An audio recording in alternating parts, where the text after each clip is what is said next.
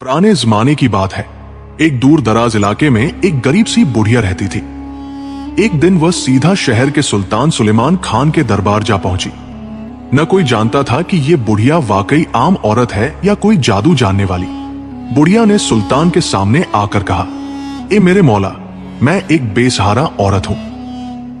रोजी कमाने के लिए रेत देखती हूं और सितारों का हाल बताती हूं, मगर लोग मुझे जादूगरनी और झूठी कहकर मारते पीटते हैं। हालांकि मैं इन सब बातों से पाक हूं।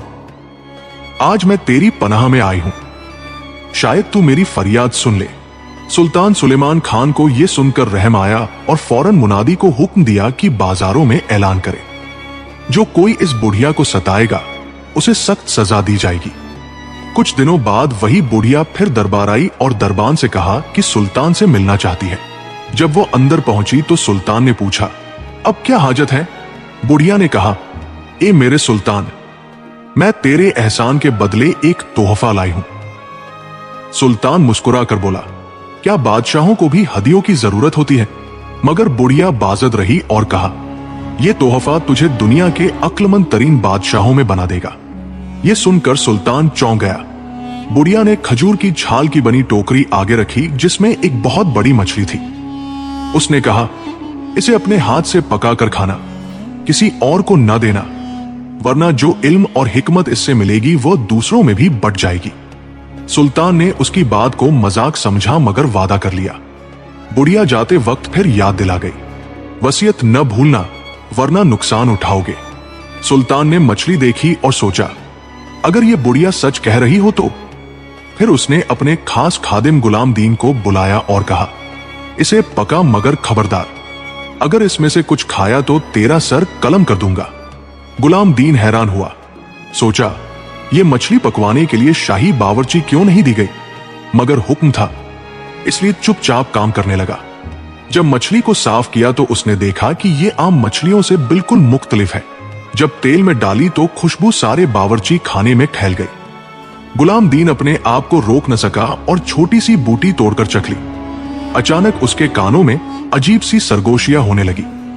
उसने गौर किया तो एक बिल्ली को मछली के पास बैठे देखा, जो कह रही थी, वाह क्या खुशबू है, मौका मिले तो मैं भी इस मछली का जायका चखूंगी। गुलाम दीन घबरा गया, सोचा यह कैसे मुमकिन है कि बिल्ली बात करे, मगर फिर मुस्कुरा दिया और समझ गया कि मछली वाकई गैर मामूली है।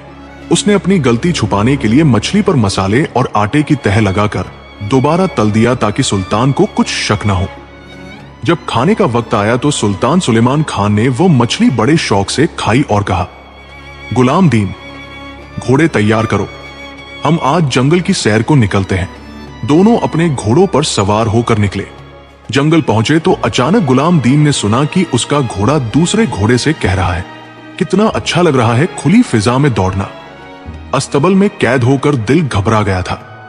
सुल्तान के घोड़े ने जवाब दिया, सच कहते हो, मगर अफसोस हम आजाद नहीं हो सकते। अगर मैं जरा सा भी तेज दौड़ा तो ये शख्स जमीन पर गिरकर चिकना चू हो जाएगा। ये बात सुनकर गुलाम दीन जोर से हंस पड़ा। सुल्तान ने चौंक कर पूछा, बता किस बात पर हंस रहा है?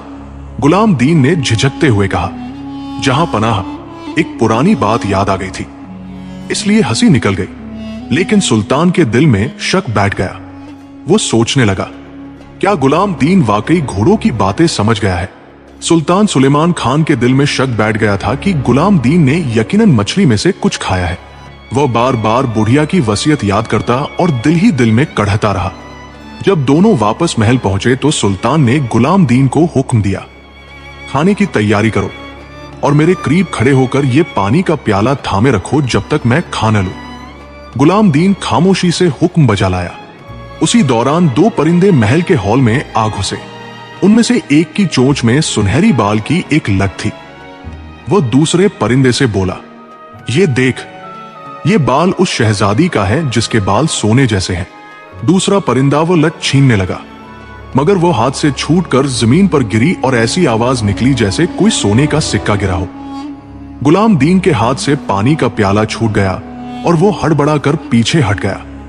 सुल्तान ने तेज निगाहों से उसे घूरा और कहा, अब न इनकार कर सकता है न बच सकता है, तूने जरूर मछली खाई है, वरना परिंदों की बातें कैसे समझ सकता है। गुलाम दीन कांपता हुआ जमीन पर गिर गया और हाथ जोड़कर माफी मांगने लगा।